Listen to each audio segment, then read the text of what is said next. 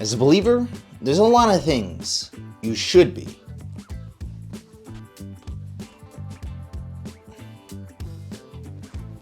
Now, as a believer, I think there's a couple of things that you should be.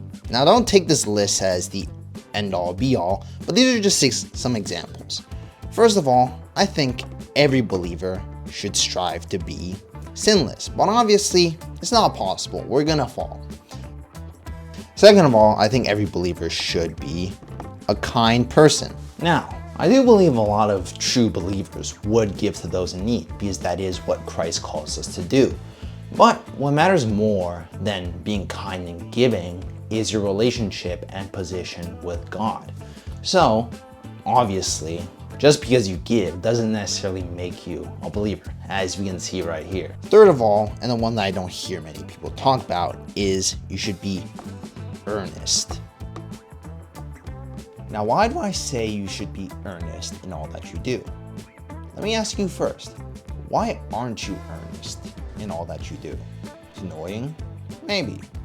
Difficult? Yeah, sometimes. Or just not feeling it at times. For sure. Is that the truth? Or just the feeling? Because in my honest opinion, the truth is, it's from God.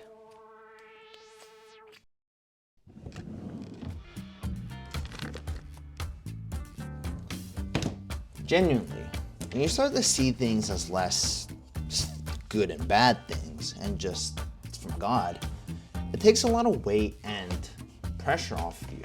Not because they don't matter, but because you trust God more. Although we can try and figure out what's good and bad in life, more often than not, that's simply a feeling and not the truth. And I think history has proven us wrong enough times for us to recognize a pattern here. And I think this, in all honesty, is just simply pride.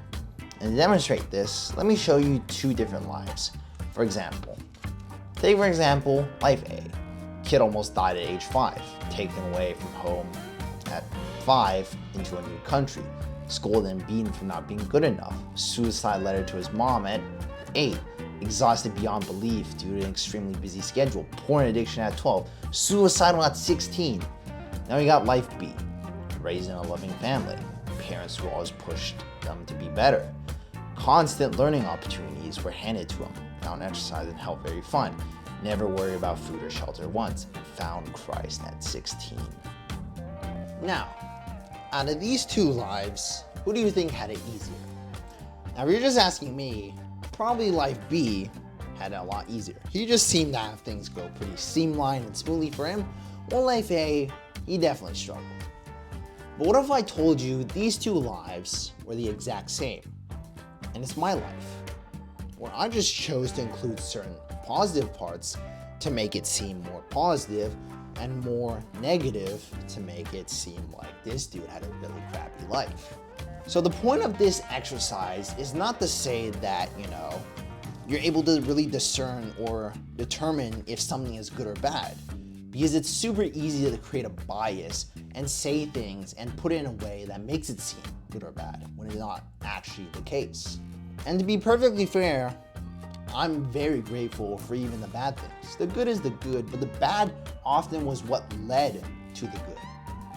So, oftentimes, it's not in your position to judge or make any of these decisions or discernments. It's God's righteous will alone.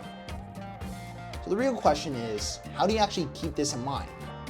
Because frankly, I think it's quite easy to do so when you're doing something that you absolutely hate and you wouldn't want to be earnest in whatsoever. And the simple solution that I have for you is simply pray. Because as it says in Matthew 7-8, keep on asking and you will receive what you ask for. Keep on seeking and you will find. Keep on knocking and the door will be open to you.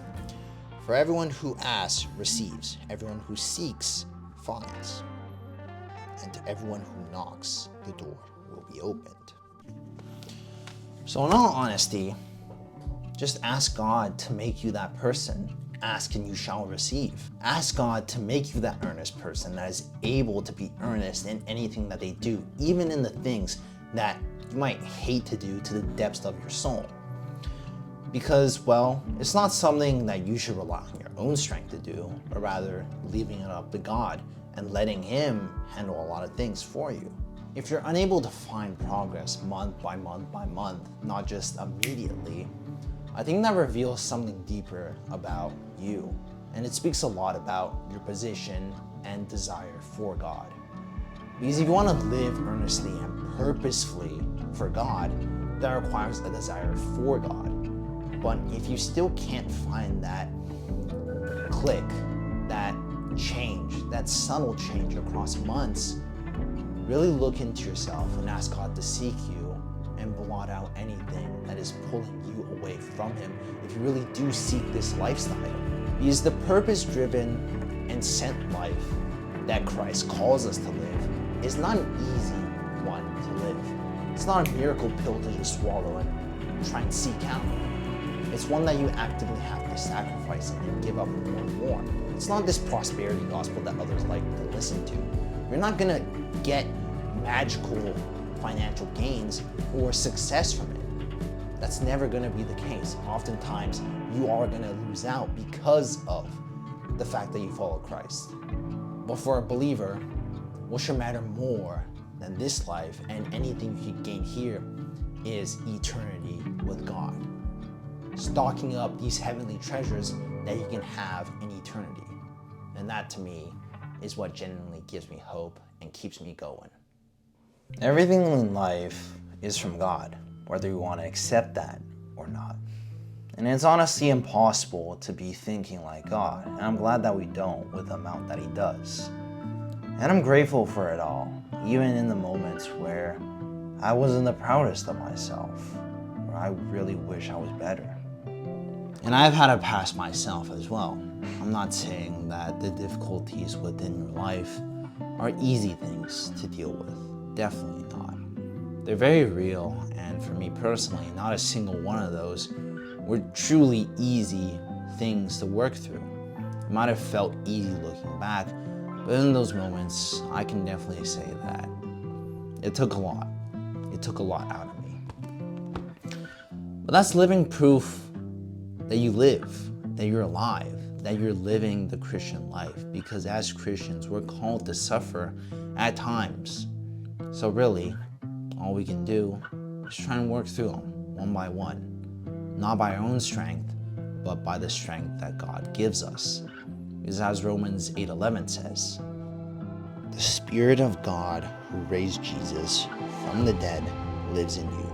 And just as God raised Christ Jesus from the dead, He will give life to your mortal bodies by His same Spirit living within you." So, if He could raise Jesus from the dead, what can that same power inside you not do? Really, it can do anything.